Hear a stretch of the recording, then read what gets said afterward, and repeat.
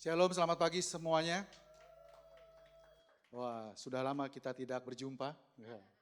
Saudara, sebelum memulai sharing, saya mau kasih pesan aja, bahwa kalau kita ke gereja, saudara datang ke tempat ini, saudara bukan datang ke restoran Padang. Kalau ke restoran Padang, kalau ke gereja, kalian harus pakai otak. Ya, kalau di restoran Padang kalian bisa nggak pesan otak, tapi kalau ke gereja harus pakai otak. Ya, maksudnya apa? Supaya kita semua bisa mengerti, ini ngomongin apa sih di depan? Dan saya mengingatkan teman-teman semua bahwa kita ini semua diberkati di tempat ini. Amin. Saudara, sama seperti kitab Injil saudara, memiliki 4 penulis yang menceritakan tentang satu sosok Tuhan Yesus dari 4 sisi berbeda. Matius menggambarkan Yesus sebagai seorang raja. Markus memperlihatkan kepada kita bahwa Yesus adalah seorang hamba yang menderita, yang tidak lelah bekerja. Lukas menggambarkan Yesus sebagai seorang manusia, ya, dan Yohanes menggambarkan Yesus sebagai sebagai Tuhan, ya. Demikian juga kita di sini kita bersyukur kita memiliki Pastor Iskandar, Pastor Yudi yang banyak mengajarkan hal-hal penting dalam hidup kita. Dan kalian kalau miss satu kali ibadah, kalian mungkin nggak tahu. Kalau saya tanya sama kalian, apa film favoritnya Pastor Yudi? Kalau kalian miss satu ibadah, kalian nggak tahu. Ya, by the way, Pastor Yudi terakhir dia sharing bahwa dia suka nonton film horor. Ya, saya nggak suka karena waktu saya kecil ada filmnya Susana ya, yang judulnya Bernafas dalam Lumpur. Saya nggak berani nonton karena saya takut nggak kuat napasnya.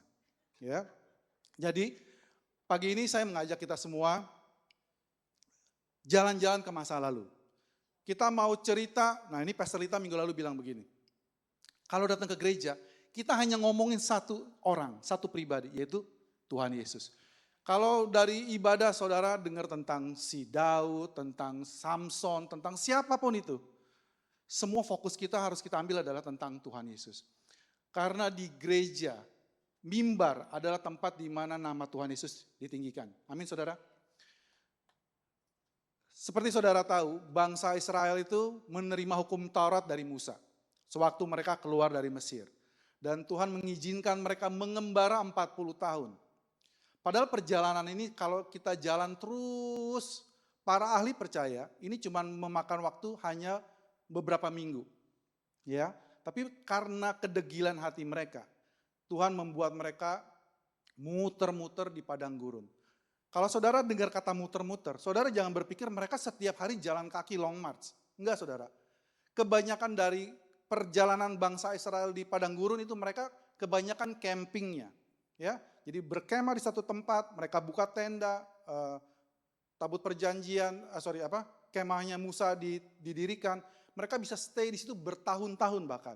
Ya, ada waktunya Tuhan bilang berangkat, semuanya berangkat. Singkat cerita mereka sampai ke tanah perjanjian dan mereka disuruh Tuhan menaklukkan orang-orang yang ada di tanah Kanaan. Ya, pada zamannya Yosua dan Hakim-Hakim. Lalu singkat cerita maju berapa ratus tahun kemudian bangsa Israel lelah dipimpin oleh Tuhan. Sama seperti kita ya saudara, kadang-kadang kita sebagai anak Tuhan capek lah dikit-dikit Tuhan, dikit-dikit Tuhan. Tuhan gak peduli sama saya, Tuhan don't care sama saya. Ya, di mana Tuhan? Saudara tidak sendirian. Kita semua pernah merasakannya, ya saudara. Tapi kabar baiknya dari lagu tadi, dia tidak pernah sedetik pun, even for one moment, dia meninggalkan kita. Amin. Kita yang mungkin meninggalkan dia, saudara. Karena kita pihak yang tidak setia. Tuhan itu Tuhan yang setia, saudara. Ya. Kalau ada sesuatu yang kita tidak mengerti dalam hidup ini, satu hal yang kita mesti pegang, bahwa Tuhan itu Tuhan yang baik. Dia itu Bapa yang peduli dan sayang sama kita. Tapi keadaan kami nggak bagus, Pastor. Gimana? Saya mungkin nggak punya jawabannya, tapi saya tahu satu hal yang pasti. Kita punya Bapa yang baik dan dia sayang sama saudara. Semua yang kita alami tidak pernah luput dari pandangannya, dari pengawasannya. Amin. Lalu mereka teriak sama Tuhan, mereka minta raja. Lalu Tuhan memberikan mereka raja. Seseorang yang Tuhan tidak pilih sebenarnya. Ya, karena mereka minta dikasih Saul. Ya, dari Saul pindah ke Daud, lalu pindah ke Salomo. Sewaktu Salomo mati, kerajaannya pecah menjadi dua. Mari kita lihat petanya. Israel terpecah menjadi dua, Israel Utara dan Israel Selatan yang disebut kerajaan Yehuda. Israel Utara ini dihuni oleh 10 suku. Kerajaan Yehuda itu cuma 2 suku, Yehuda dan Binyamin. Makanya posisinya lebih kecil. Ibu kota kerajaan Yehuda itu di Yerusalem, ya. Ibu kota kerajaan Israel itu adanya di Samaria. Ya. Sejak Israel pecah dua, nabi-nabi banyak diutus oleh Tuhan ke dua kerajaan ini. Yesaya ke atas, ya, si Elia ke atas, di kerajaan Yehuda juga ada. Jadi saudara, dan kerajaan di atas itu umurnya kurang lebih 200 tahun. Lalu karena, by the way, atas dan bawah ini masing-masing punya kurang lebih 20 raja yang memerintah. Ya, tapi semua raja di kerajaan Israel Utara itu semuanya menyembah berhala. Makanya Tuhan mengizinkan mereka dilepaskan untuk dijajah oleh bangsa Asyur. Tetapi kerajaan Yehuda kebanyakan masih menyembah Tuhan. Selama mereka menyembah Tuhan, mereka mempersembahkan korban, dosa mereka ditutupi, ya saudara, mereka umurnya sedikit lebih panjang. 150 tahunan kurang lebih. Ya, tapi akhirnya mereka juga memberontak sama Tuhan, meninggalkan Tuhan, dan Tuhan melepaskan mereka kepada bangsa Babel yang sudah mengalahkan bangsa Asyur. Ya saudara, hari ini kita mau dengar cerita, ada satu tokoh yang sangat besar, seorang nabi yang Tuhan utus ke atas, ke kerajaan Israel Utara.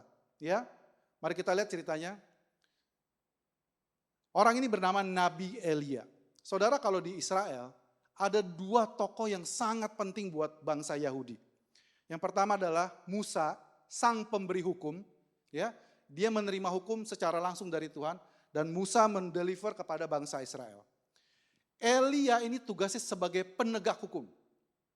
Kalau yang ini adalah legislatif, yang ini apa namanya ya Pastor?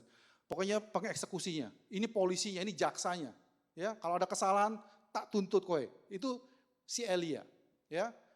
Inilah kemunculan Elia pertama kali di 1 Raja-Raja 17 ayat 1. Ini pertama kali Elia muncul dalam Alkitab kita. Lalu berkatalah Elia orang Tisbe dari Tisbe Gilead kepada Ahab.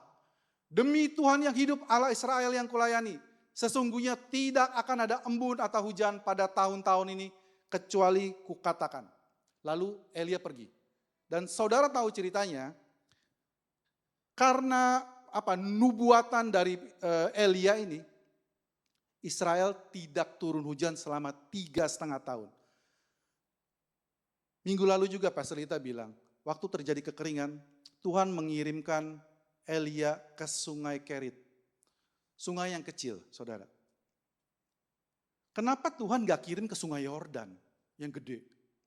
Ya saudara, Kerit itu mata air yang kecil, dan kita nggak tahu berapa lama kemudian akhirnya sungai Kerit pun akhirnya kering. Ya saudara, demikian juga dalam hidup ini teman-teman. Waktu kita menjalani hidup ini sebagai anak Tuhan, lahir baru di GBC, setiap minggu dengerin, Tuhan sayang kamu, kamu anak bukan hamba. Amin ya. Wah itu ngelotok tuh. Tapi kehidupan kita kok kayak sungai Kerit yang lama-lama kering. Dan kita komplain. Mungkin, ya. Kok Tuhan gak kirim saya ke sungai Yordan yang airnya lebih banyak gitu. Kita sering mempertanyakan Tuhan, teman-teman. Ya. Karena memang Tuhan sudah kasih kita akal buat berpikir. Ya, makanya kalau ke gereja pakai otak. Ya, pakai otak.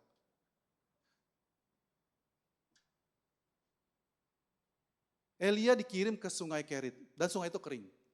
Lalu Tuhan bertindak yang aneh lagi. Lalu Tuhan mengutus Elia, pergi. Elia, sungai sudah kering, sekarang kamu pergi ke Sarfat. Sarfat itu saudara di peta tadi itu di luar Israel. Ya, di negara bukan bangsa Yahudi. Ya, kepada seorang janda yang akan aku perintahkan untuk merawat kamu sampai 3,5 tahun ini selesai. Ya saudara, kita nggak tahu mungkin dia di sungai Kerit selama 30 hari atau 6 bulan, kita nggak tahu. Tetapi kebanyakan waktunya Elia itu ada di rumah janda di Sarfat. tadi, ya.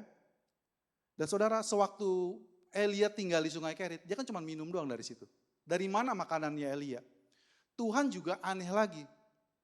Tuhan memberkati Elia dengan makanan yang dikirim pakai burung gagak. Kalau kita baca Alkitab, kita kadang-kadang biasa aja gitu ya. Tapi saudara mesti ngerti, burung gagak itu buat orang Yahudi itu burung yang haram. Ya, mungkin juga dikirimnya pakai burung gagak. Kalau dikirim pakai burung dara mungkin dipotes sama Elia. Ya, lumayan nih lauk, ya kan? Tetapi karena burung gagak haram dia nggak ambil. Tapi burung gagak ini bawain makanan dari istana. Tapi saudara pikir, burung gagak itu bisa bawa barang seberapa gede sih, ya kan? Paling roti secuil, ya kan? 1 lembar. Maksudnya makanan receh-receh. Tapi Tuhan pelihara. Kembali saudara, semua tokoh hebat di Alkitab itu seringkali menggambarkan tentang kita. Daud yang mighty, yang melawan raksasa, ya, Samson yang hebat, yang rambutnya gondrong kayak Sony, ya, semua itu menggambarkan kita. Kelihatannya sempurna, tapi enggak juga. Karena dengan semua kebaikan penonjolan yang hebat-hebat itu, mereka jatuh ke dalam dosa. Ya, demikian juga dengan Elia ini. Kita nggak dicatat memang, tapi saya percaya dia agak sedikit gimana ya, Tuhan dikirimnya ke Sungai Kerit, dikasih makan sama burung. Burung ini by the way jadi maling kan, ngambil makanan dari istana kan, kasih ke dia yang seumprit-seumprit. Ya. Tetapi seringkali cara Tuhan begitu teman-teman, waktu dia mendidik kita. Kita dipelihara dengan hal-hal yang kecil. Apakah kita mengucap syukur dengan hal-hal kecil ini? Apakah kita malah, "Pretlah Tuhan, saya nggak mau jadi nabi lagi." Ya, tetapi kita tidak mendapatkan itu pada Elia. Singkat cerita, setelah 3,5 tahun selesai, ini saya persingkat ya saudara, kisah ini kisah yang menarik, saudara bisa baca di 1 Raja-Raja 17, 18, 19, nggak panjang kok. Elia ini nabi besar, tapi kisahnya nggak terlalu banyak. Ya, yang lebih banyak di Alkitab ini malah penerusnya, si Elisa, yang adalah gambaran Kristus. Ya saudara, kenapa tadi saya bilang Elia dan Musa adalah 2 tokoh yang paling penting di Israel? Karena kedua tokoh ini sama-sama menemukan Tuhan di atas gunung Horeb. Oleh sebab itu, di perjanjian baru ada kisah. Yesus bersama 3 murid naik ke atas gunung dan bertemu dengan Musa dan Elia. Bukan kebetulan saudara, saya percaya. Karena kedua orang ini yang bertemu secara langsung dengan Tuhan di Gunung Horeb. Seakan-akan penulis Injil mau kasih tahu, Musa dan Elia pernah naik ke Gunung Sinai untuk bertemu dengan Tuhan. Di perjanjian baru, 2 orang ini ketemunya Tuhan Yesus. Jadi Yahweh sama dengan Tuhan Yesus. Ya saudara. Dan setelah kemarau udah 3,5 tahun, akhirnya Elia kembali ke Israel Utara. Lalu dia dalam perjalanannya kembali ke Israel, dia ketemu dengan seorang nabi, ya, Obaja. Terus Obaja bilang, itu kan engkau Elia katanya kan, ya. Raja Ahab sudah kasih ultimatum sayembara ke seluruh dunia, seluruh negeri, untuk mencari di mana itu Elia mau dibunuh, ya. Karena gara-gara Elia kekeringan ini terjadi.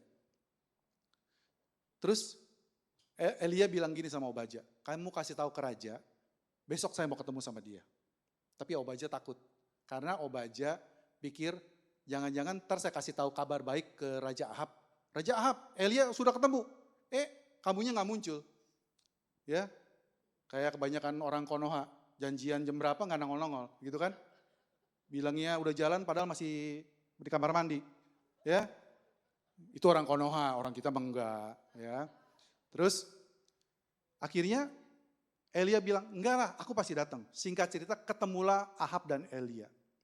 Ya, Ahab tentu saja marah ya sama Elia ya. Kamu yang membuat kami kekeringan 3,5 tahun. Elia bilang, bukan aku raja, kamu yang bikin begitu karena kamu menyembah berhala. By the way, Ahab ini raja yang jahat. Bapaknya itu jahat, Omri. Ya, si Ahab ini jahat juga.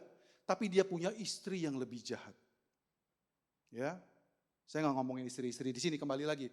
Tolong orang-orang GBC jangan baperan. Ya, ini Isabel. Isabel lebih jahat dari Ahab. Isabel itu penyembah berhala, sehingga dia menarik Ahab untuk menyembah berhala. Ya, lalu si Elia bilang begini sama Ahab, gini Ahab, gini raja, ya, kamu kumpulin semua nabi-nabi Baal yang jumlahnya 450 itu, sama nabi-nabi Asyera, ya, kumpul besok kita ke Gunung Karmel, kita duel, kita tunjukkan siapa punya Tuhan yang hidup.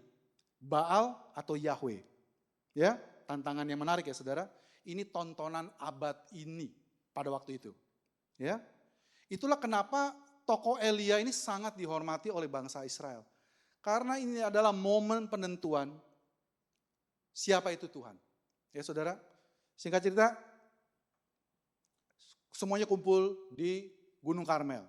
Lalu Elia bilang begini, bawa 2 ekor lembu. Ya, masing-masing 1. Kamu jalan duluan, saya belakangan. Ya, kamu jalan duluan, kamu sembeli lembunya, kamu bikin mesbahnya, terus kamu minta api dari langit. Nggak boleh api dari kita, nggak laku. Harus minta api dari Tuhannya dari langit. Ya, siapa yang mengirimkan api dari langit, itu Tuhan yang benar. Semua setuju? Setuju. Karena secara manusia saudara, satu nabi melawan 450 itu nggak ada lawannya. Ya saudara, siapa di sini yang ikut bela diri? Sempat. Sampai ban hitam atau dan 1 dan 3. Mau dan 3 dan 7 lawan dan kawan-kawan itu nggak bakal menang. Ya saudara, demikian juga dengan Elia yang dan 7 itu merasa, saya super nih kan. Tapi lawannya dan kawan-kawan. Tapi dia maju tak gentar membela yang bayar. Ya, jadi singkat cerita Elia kasih fur, lu jalan duluan. Ya, akhirnya si Nabi Baal mulai kumpul. Mari kita baca di 1 Raja-Raja 18. Pada waktu tengah hari Elia mulai mengejek. Nah, jadi mereka sudah bakar, udah sembeli, sudah taruh binatangnya di atas itu. Ini gilirannya Dewa Baal ya. Ya. Lalu mereka udah minta-minta. Minta api ya. Saya nggak tahu gerakannya, tapi kurang lebih begitulah. Kurang gitu. Ulang lagi. Ya pokoknya gitu. Ya. Terus ini kalian kayak ayat 27 deh. Pada tengah hari Elia mulai mengejek mereka katanya. Panggil lebih kenceng katanya. Mungkin kan dia Allah katanya. Mungkin dia lagi merenung. Mungkin lagi ada urusannya. Mungkin dia lagi berpergian. Mungkin dia tidur, belum bangun. Lebih kencang, ya kan? Maka mereka memanggil lebih keras serta menoreh-noreh dirinya. Jadi mereka melukai dirinya berdarah-darah dengan pedang dan tombak seperti kebiasaan mereka. Sehingga darah bercucuran dari tubuh mereka. Saudara, kita ini kekristenan, memang kalau secara organisasi kita disebut agama Kristen, betul ya? Tetapi kekristenan adalah bukan sebuah agama sebenarnya. Agama adalah usaha manusia mencari Tuhan. Dan kalau Tuhan menyembunyikan dirinya saudara, sampai tahun jebot pun gak bakalan ketemu. Kita bersyukur dalam kekristenan, Tuhan menyatakan dirinya kepada kita. Dia datang, berbahasa seperti kita, bahasa yang dimengerti oleh kita. Kalau dia berbahasa sesuatu yang bahasa alien, ngomong naon, ya kan? Kesel kita ketemu Tuhan kayak begitu. Kagak ngerti. Jadi kita bersyukur banget Tuhan ngomong dengan bahasanya kita masing-masing, ya. Dan mereka perlu memberikan diri mereka memberikan darah mereka buat Tuhannya. Kita barusan menerima tubuh dan darah Kristus. Kekristenan adalah satu-satunya kepercayaan yang Tuhannya memberikan dirinya buat umatnya. Ya saudara, kita mesti bersyukur saudara. Nggak ada Tuhan seperti dia. Amin. Sesudah lewat tengah hari, mereka kerasukan sampai waktu mempersembahkan korban petang. Sampai kira-kira jam 3. Ya. Tetapi tidak ada suara, tidak ada yang menjawab, tidak ada tanda perhatian. Saudara di ayat 27 itu dalam bahasa aslinya, dalam bahasa Inggris juga sama. Itu sebenarnya Elia tuh ngejek banget. Yang ada urusan yang dia bilang mungkin dia sedang ke toilet. Ya. Sedang BAB dia katanya. Kalian teriaklah lebih kencang, ya. Singkat cerita 450 itu gagal total. Ya, sekarang gilirannya Elia. Ya. Dan Elia mulai menyusun batu, 12 batu. Saudara bisa baca, Elia mengambil 12 batu disusun. 12 batu itu apa? Melambangkan bangsa Israel. Ya. Lalu dikasih kayu bakar, lembunya ditaruh di atasnya yang sudah dipotong-potong. Lalu difur sama dia. Dia bikin got di sekeliling mezbahnya. Ya, lalu diambil, tolong diisi pakai air, biar banyak. Siram tuh binatangnya katanya. Saudara yang suka camping, waktu kita mau bikin api unggun, mau bakar-bakaran jagung dan sebagainya, kalau kayunya basah, itu nggak nyala-nyala apinya, betul ya? Ini kayunya sebenarnya kering, si orang Baal, nabi-nabi Baal tadi semuanya kering, tapi api nggak turun. Elia kasih fur, disiram sampai banjir. Ya, tolong jangan goreng kering, basah dibilang gitu. Ya, dibikin got semua. Lalu dia minta api sama Tuhan. Dan apinya turun. Saudara, saya belum selesai tadi. 12 batu itu melambangkan 12 suku Israel. Saudara tahu, saat kejadian ini, bangsa Israel apakah tetap 12 suku? Cuman 10. Dalam keadaan ini, Israel itu sudah terpecah dua. Tetapi kita mau kasih tahu, kita mungkin sebagai tubuh Kristus, suami, istri, tetangga, orang tua, teman-teman di sekeliling kita, teman kantor, teman sekolah, kita mungkin anak-anak Tuhan. Lu dari gereja mana? Gue gereja besar Indonesia, gue gereja kecil Indonesia, gue gereja sini. Ya, di kita terpecah-pecah saudara, tapi di mata Tuhan kalian adalah satu. Amin. Ini ada saudara, Alkitab itu luar biasa. Semuanya itu Tuhan sembunyikan. Semuanya seperti Amsal bilang kan, kemuliaan Tuhan adalah menyembunyikan segala sesuatu, tetapi kemuliaan raja menyingkapkannya. Saudara adalah raja itu, ya. Kesukaan kita untuk bisa mendapatkan suatu, ada artinya loh. Bahkan angka 12 batu pun ada artinya, ya. Singkat cerita, Elia bilang, Tuhan, nyatakanlah dirimu. Kirimkanlah api supaya semua orang tahu bahwa engkau adalah Allah yang hidup. Terus api turun dari langit. Habis. Dalam sekejap, bukan hanya lembunya yang habis, saudara.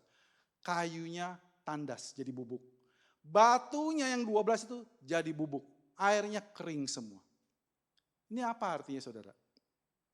Artinya, saudara, di perjanjian lama, lambang api adalah lambang penghakiman Tuhan, penghukuman Tuhan. Ya. Jadi waktu Tuhan mengirimkan api membakar semua korban ini, seakan-akan Tuhan mau ngomong, kasih tahu. Lembu itu gak cukup untuk membayar dosanya bangsa Israel. Batu pun tak sikat, air sikat, kayu sikat, semuanya habis tandas.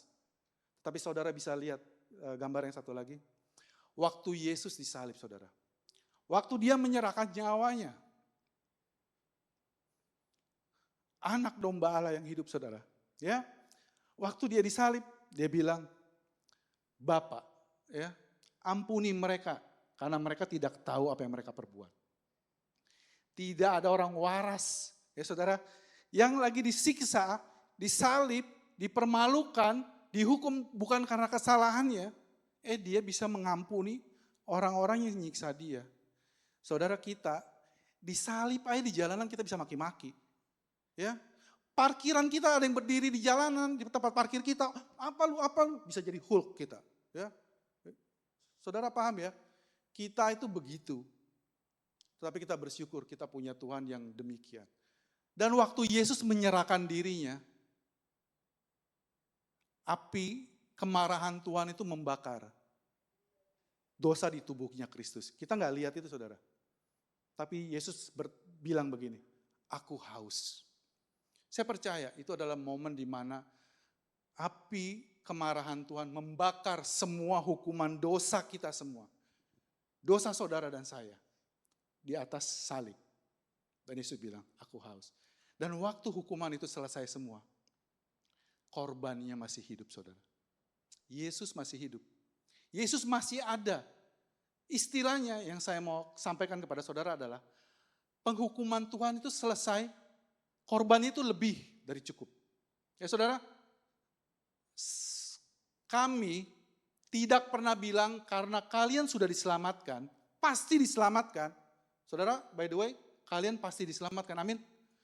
Jika ada yang ragu-ragu saudara, kalau saudara hari ini meninggal, saudara masih mau kemana, habis selesai khotbah ini kita ke sebelah. Ya, saudara pasti diselamatkan, bukan karena saudara baik, tapi karena apa yang Yesus lakukan itu lebih besar daripada dosa saudara dan saya. Ya, yang Yesus lakukan jauh lebih besar daripada semua pelanggaran kita. Kalau kita masih berpikir, Tuhan, saya masih belum beres sama Tuhan. Saya yang ini dosa ini Tuhan belum tebus. Itu kita menganggap remeh apa yang Yesus sudah lakukan buat kita. Ya saudara. Tapi saudara, semua pesan yang Yesus yang disampaikan di mimbar bukan untuk mengencourage saudara untuk tetap hidup dalam dosa. Dosa itu membawa kepada kematian. Dosa membawa kepada kesulitan. Tuhan membenci dosa saudara. Ya, oleh sebab itu dia datang untuk membinasakannya. Kenapa? Karena dosa membuat keluarga terpecah. Dosa membuat banyak perseteruan. Dosa membuat tubuh kita rusak. Semuanya saudara. Saya percaya kalau kita ada pergumulan yang kita tidak sanggup. Dan saya percaya semua pergumulan itu sebenarnya kita nggak sanggup. Kalau ada yang bilang, saya untuk berhenti dari ini, saya bisa mengandalkan kekuatan sendiri. Saya cuma bisa bilang good luck. Kamu mungkin bisa sebentar, pasti balik lagi kayak yoyo. Dan waktu balik lebih parah biasanya. Tetapi kalau waktu kita bilang, Tuhan saya nggak sanggup. Saya nggak bisa mengalahkan pornografi Tuhan. Saya nggak bisa mengalahkan dosa ini Tuhan. Saya nggak bisa mengalahkan ini. Tolong saya Tuhan. Tapi saudara perlu tahu bahwa itu adalah dosa. Ya saudara, jangan hidup di dalamnya. Karena itu akan membinasakan kita, ya saudara, menghancurkan kita. Tapi kabar baik saudara, Yesus datang untuk menyelamatkan kita. Namanya Yesus. Yesus itu ada artinya. Allah menyelamatkan. Yesus, Yahweh menyelamatkan. Ya saudara. Elia juga demikian saudara. Elia itu ada artinya. Dan ini lucu saudara. Elia itu artinya Eli itu Allahku. Yah itu adalah Yahweh. Jadi Elia artinya adalah Allahku adalah Yahweh. Ya saudara. Jadi siapapun yang memakai nama Elia itu mestinya adalah orang Kristen. Atau orang Yahudi paling enggak. Ya. Karena dari namanya dia bilang Allahku adalah Yahweh. Ya saudara. Anyway. Nah kita lihat ada foto berikutnya. Ini waktu kita jalan-jalan ke Israel 12 tahun yang lalu. Patung ini masih ada. Saya rasa masih ada sampai hari ini ya Pastor. Ini gambar Elia di Gunung Karmel. Dia lagi, oh by the way saudara, setelah tadi api turun, semua bangsa Israel itu bersorak-sorai. Karena ini ditonton kan. Ini adalah pertandingan terbesar abad ini. Kalau sampai Elia kalah, Israel tamat. Yahweh ke laut aja. Ya, tetapi Yahweh menang. Dan mereka bersorak-sorai. Terus Elia bilang begini, bunuh semua nabi-nabi Baal itu, jangan sampai ada yang lolos. Ya, jangan kasih kendor, gitu kan? Ya, jangan kasih kendor. Semua disembeli. Ini adalah patung peringatannya dia. Ada nabi Baal diinjek, terus disembeli. Wah, apakah Elia jagoan neon? Kelihatannya saudara. Ini Elia itu gambaran kita sekali lagi saudara. Hidupnya tuh naik turun. Karena kenapa saudara? Setelah kejadian ini, saudara bayangkan Elia adalah pemimpin pemberontakan kepada Raja Ahab. Semua nabi Baal dilibas sama dia, disembelih. Sehingga lembahnya itu penuh dengan darah. Ya. Tetapi waktu kejadian adu api ini, Isabel itu nggak datang saudara. Tapi Isabel dengar ceritanya, what? Elia membunuh nabi-nabi saya, tak balas kowe, tak bunuh kowe katanya. Ya. Si Elia mau dibunuh sama Isabel. Terus apa reaksinya Elia? Sini gitu, sini Bel, tak hajar kowe gitu kan. Kagak saudara, saudara baca. Elia ketakutan gemeter sama cewek. Kayak kita banget ya. Saya mungkin bisa gagah teriak-teriak di sini di mimbar. Kalau di rumah saya sungkem.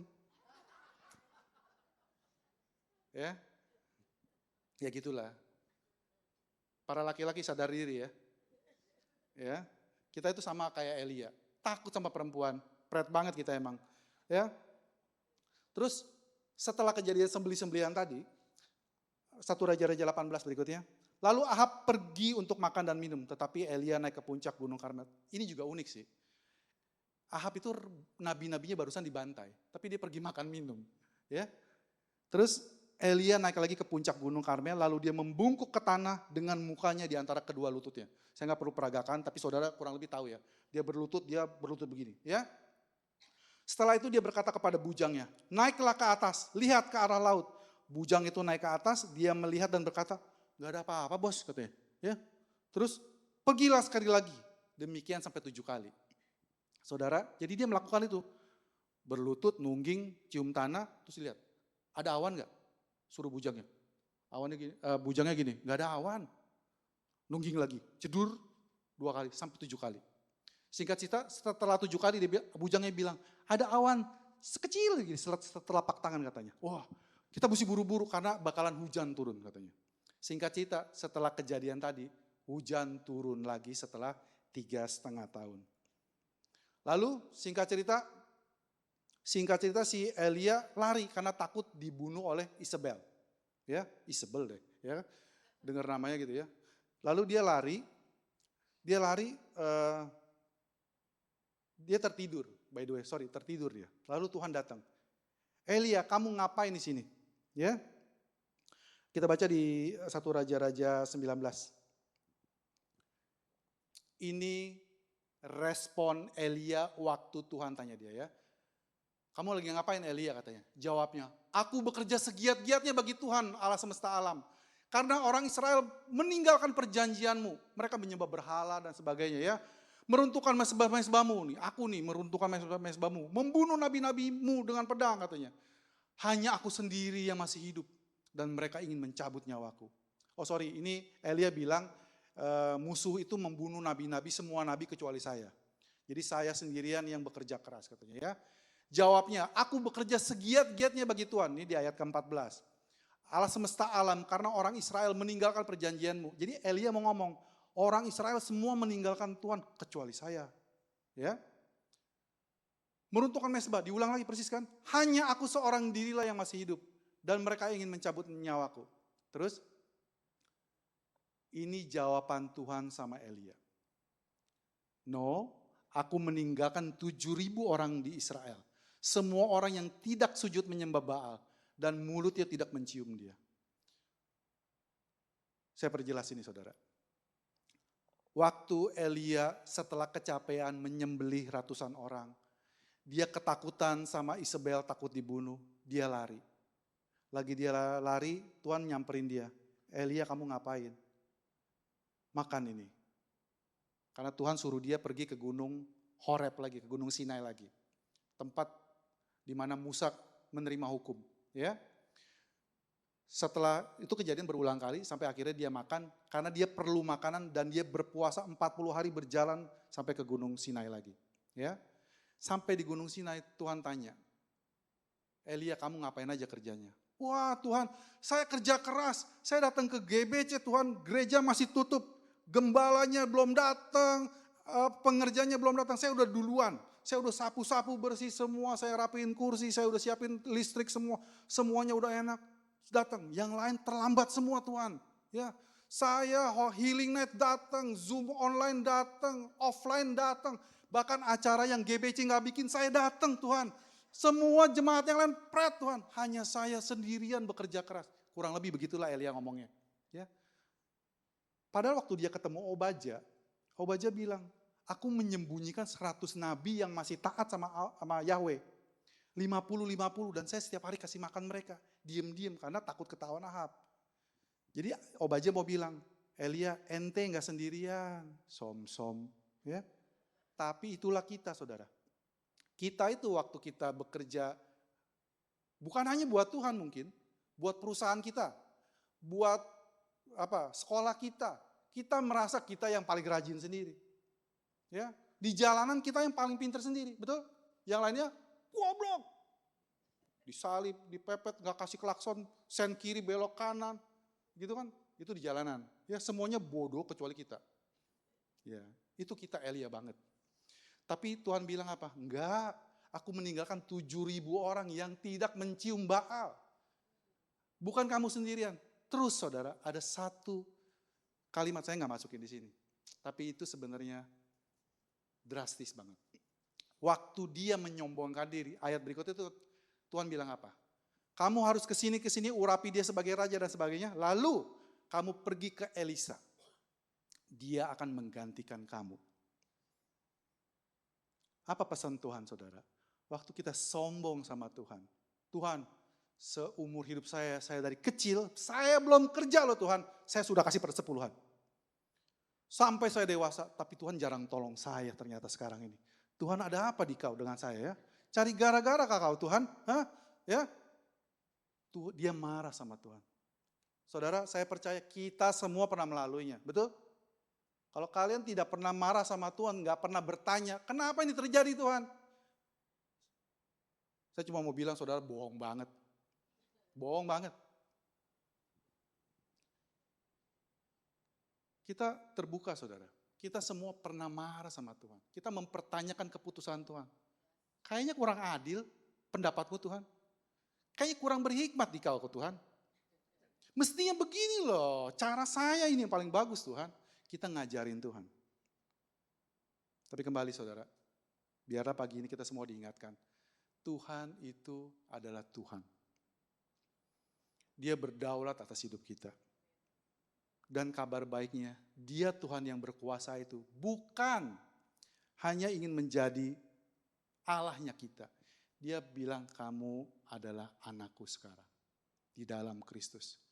Semua hal yang baik yang mestinya milik Kristus sudah diberikan kepada kamu waktu Yesus disalib. Saudara perlu pegang ini. Waktu Yesus disalib, ada pertukaran ilahi terjadi. Sesuatu yang tidak kita lihat. Semua hak-hak positifnya Yesus. Umur panjang, diberkati, tubuh yang sehat. Semua saudara sebutkan. Itu dia kasih ke kita saudara. Tapi pastor, kenapa saya masih ekonominya begini-begini aja? Tapi pastor, kenapa sakitnya nggak sembuh-sembuh? Tapi pastor, kenapa saya masih begini, masih begono, katanya sudah diberikan semua. Kembali saudara, saya nggak punya jawabannya. Tapi satu hal yang pasti, kebenarannya itu sudah terjadi pertukaran itu. Saya berdoa saudara, kita semua sama-sama berdiri dalam iman. Kita sama-sama menanti itu semua menjadi kenyataan. Ya, karena seringkali di Alkitab saudara, dan saya percaya dalam pengalaman hidup kita juga, Tuhan kita itu Tuhan yang mepet-mepet. Kalau ada prosa yang tulisannya apa? Sengsara membawa nikmat. Ini nikmat yang membawa sengsara. Ya, nungguin Tuhan tuh kayaknya nggak enak banget deh. Saya nggak suka kalau kalau orang Jepang bilangnya giri-giri, mepet-mepet, ya. Maunya sekarang Tuhan. Itu maunya kita. Ya saudara, saya ngomong begini saudara, bukan karena saya sudah melewatinya semua, bukan. Banyak aspek dalam kehidupan kami pribadi, saya pribadi ya, masih dalam pergumulan. Tetapi kita punya Tuhan. Kita punya pengalaman hidup ini selama ini Tuhan tolong kita. Dia tidak pernah neglect kita. Pernah di tahun-tahun yang lalu, saya berpikir, berat sekali tahun ini. Kayaknya nggak bisa melewati tahun ini. Ya, seperti Pastor Lita pernah bilang juga, listrik bisa susah bayarnya dan sebagainya. Ya, tetapi lewat juga tuh. Anak-anak gemuk-gemuk juga, sehat-sehat juga. Ya, kadang kita bilang ekonomi sulit, tapi anggota keluarga kita subur-subur. Ya, kalian masuk desil 10 udah pasti. Kalau subur-subur gitu. Ya, 10. Amin 10. 10 amin. Iya. Jadi waktu dia menyombongkan diri sama Tuhan, Tuhan bilang, Elia, waktu kamu udah selesai pensiun. Sekarang kamu digantikan oleh Elisa. Ya saudara, waktu kita menyombongkan diri, mempertanyakan Tuhan. Alkitab kasih contoh di Elia, Tuhan bilang, Elia, jabatan selesai, pensiun dini. Ya, ganti. Karena dia berkali-kali bilang, aku sendiri Tuhan, nggak ada yang lain, aku sendiri Tuhan. Nggak sendiri. Kamu rame-rame dan kawan-kawan, tapi kamu nggak tahu aja. Kamu tidak melihat karena kesombongan matamu. Ya, jadi Elia itu adalah manusia biasa, sama seperti kita. Tapi saudara, saya mau bagikan satu hal lagi tentang doa dalam kisah Elia ini. Tolong dibuka di Yakobus ya. Ayat berikutnya. Yakobus 5 ayat 17, 18. Elia adalah manusia biasa sama seperti kita. Katakan amin. Dan dia telah sungguh-sungguh berdoa supaya hujan jangan turun. Dan hujan pun tidak turun di bumi selama 3 tahun 6 bulan. Lalu dia berdoa pula dan langit menurunkan hujan dan bumi pun mengeluarkan buahnya. Saudara, dua ayat ini saudara perhatikan baik-baik. Di ayat 17 bilang apa? Bersungguh-sungguh berdoa, betul? Yang kedua apa? Dia berdoa aja. Jadi mana yang lebih hebat kira-kira? Berdoa sungguh-sungguh atau berdoa biasa aja? Berdoa sungguh-sungguh. Tapi kita lihat, tolong di slide yang pertama lagi, di 1 Raja-Raja 17 ayat 1. Ini doa dia yang sungguh-sungguh nih. Ya, karena Alkitab itu menerjemahkan Alkitab saudara. 1 Raja-Raja 17. Lalu berkatalah Elia orang Tisbe kepada Ahab, demi Tuhan yang hidup Allah Israel yang kulayani, sesungguhnya tidak akan ada embun atau hujan pada tahun-tahun ini kecuali kalau kukatakan. Saudara, ini yang Alkitab bilang doa dengan sungguh-sungguh. Emang dia lagi berdoa? Enggak loh. Dia cuma ultimatum ke rajanya. Woi Ahab, raja gendeng. Nih, gak bakalan ada hujan sampai kukatakan kepadamu. Menurut Alkitab, menurut Yakobus, itu adalah doa yang sungguh-sungguh. Jadi saudara, waktu saudara memperkatakan firman Tuhan. Kenapa Elia berani gitu, saudara? Karena dia memperkatakan firman Tuhan. Kalau kamu menyembah Allah yang lain, kamu tidak akan dapat panen dan sebagainya. Saudara sudah banyak dijejelin oleh firman Tuhan. Saudara sudah dipulihkan. Saudara, Tuhan punya maksud yang masa depan yang gemilang buat saudara. Saudara tidak berjalan sendirian. Saudara akan selalu jadi anak. Saudara ngomong itu terus setiap hari saudara. Di mata Tuhan saudara berdoa dengan sungguh-sungguh. Tetapi ayat yang Yakobus tadi, lalu dia berdoa pula, lalu hujan turun. Saudara ingat ceritanya kan tadi? Bagaimana cara dia berdoa yang biasa itu? Dia tengkurap 7 kali jeduk-jeduk begitu. 7 kali. Itu buat Tuhan berdoa biasa aja. Jadi Tuhan itu tidak melihat aktivitas gerakan kamu. Pakai kostumnya lah, gerakannya lah. Ya saudara, suaranya yang gede lah, enggak pakai. Tetapi bagaimana kamu selaras dengan firman Tuhan, di mata Tuhan, itu adalah berdoa yang sungguh-sungguh. Waktu kita memperkatakan firman Tuhan yang hidup, buat Tuhan itu adalah berdoa yang sungguh-sungguh. Jadi waktu ada badai datang, katakan, Tuhan akan menyelesaikan masalah. Ini pun akan berlalu. Ya, saya nggak usah sebutin contoh masalah saudara ya. Berkali-kali kita bilang dari mimbar ini, masalah itu nggak usah dicari, dia datang sendiri. Ya, dia udah kayak jelangkung. Lawannya jelangkung ya, kalau jelangkung mesti diundang ya. Tapi nggak diantar, ya, something like that lah. Ya, kita nggak ada urusan sama si kungkung itu. Ya, tapi intinya masalah itu akan selalu datang. Tetapi waktu ada masalah datang, Tuhan gak pernah janji saudara, Alkitab tidak pernah bilang waktu kamu ikut Yesus, waktu kamu ada Yesus dalam hidup kamu tidak ada masalah. Kalau saudara datang ke gereja itu, tinggalkan. Itu tidak di sini. Ya, karena kita gak pernah bilang begitu. Waktu murid-murid Yesus naik perahu bersama Yesus, Yesusnya bobo, ya, badai datang. Dan murid-muridnya yang 4 diantaranya itu nelayan. Kalau yang pemungut cukai ketakutan kita ngerti lah ya. Tapi yang 4 nelayan ini pun ketakutan. Tuhan, apakah kamu tidak peduli kita akan mati? Ini ombaknya gede banget ini. Ya kan? Dalam kehidupan kita sebagai orang Kristen saudara, kita akan selalu menemukan badai. Ada yang gerimis-gerimis, ada yang sepoi-sepoi, ya. Ada yang ombak-ombak yang bikin kita tidur. Tapi kadang-kadang ada yang goncangannya gede banget. Yang kadang-kadang membuat kita shaking. Tuhan, beneran gak sih saya anak? Beneran gak sih kamu bapak saya? Kok kayaknya saya jadi bapak aja gak tega loh anaknya udah terkapar begini. Kapan saya diangkat Tuhan? Betul saudara? Saya pernah menanyakan itu saudara. Tapi kabar baik ya. Tuhan itu selalu ada sama kita. Dan kita tidak akan mati saudara. Dia tidak akan pernah terlambat menolong kita. Terus bersandar sama dia. Ya. Tidak ada manusia yang sesempurna Kristus di dalam Alkitab. Semua itu hanya bayangan saudara. Semua itu hanya ngomongin tentang Yesus. Kalau kita bicara tentang Abraham, bicara tentang Daud dan sebagainya. Ya saudara, kita ini ngomongin tentang Yesus. Karena dia adalah center, pusat dari hidup kita. Masalah boleh datang dan pergi saudara. Tetapi di dalam Tuhan, kita akan selalu melewatinya. Dan kita tidak melewati sendirian saudara. Oleh sebab itulah saudara datang ke rumah Tuhan. Kita berjejaring, ikut hangout, ikut kalau nggak suka yang rohani-rohani, ya yang kedagingan lah, makan bakmi, ngopi, nonton, yang olahraga dikit, padel, ya. Atau kalian mau bikin grup sendiri, ya, udah ada yang bikin grup lagi nonton, ya. Apa? Grup TV. Entah kamu sendirian doang, grup TV. Udah gak ada yang nonton TV, ya, tapi intinya gitulah, ya. Jadi semuanya Elia itu adalah contoh.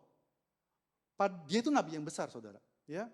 Tetapi di akhir hidupnya, tapi Tuhan baik loh tuh, saudara. Elia ini juga unik, walaupun seampas-ampas akhir hidupnya, dia dipecat sama Tuhan istilahnya. Dia adalah salah dua dari orang yang tidak sempat mati di perjanjian lama. Yang pertama Henok, yang kedua ini Elia. Cara naiknya juga keren, pakai kereta berkuda berapi, bush, canggih, ya saudara. Bukan kereta api, ya, kereta berapi, ya. Ntar mikirnya tutut, itu Harry Potter, lain buku, ya saudara. Jadi saudara, biar pagi ini kita diingatkan. Secanggih-canggihnya Elia, sespektakulernya dia membuat mujizat dan sebagainya. Tuhan pakai dia, ada masanya. Ada momen-momen tertentu dia dipindahkan ke sini. Nggak mudah saudara, dipindahkan ke sini. Dia bisa komplain. Dan dia juga bisa sombong. Ya saudara. Tetapi seancur-ancurnya hidup Elia, sesalah-salahnya Elia, Tuhan menolong dia. Tuhan memberikan posisi dia yang tinggi, ya, nggak mati.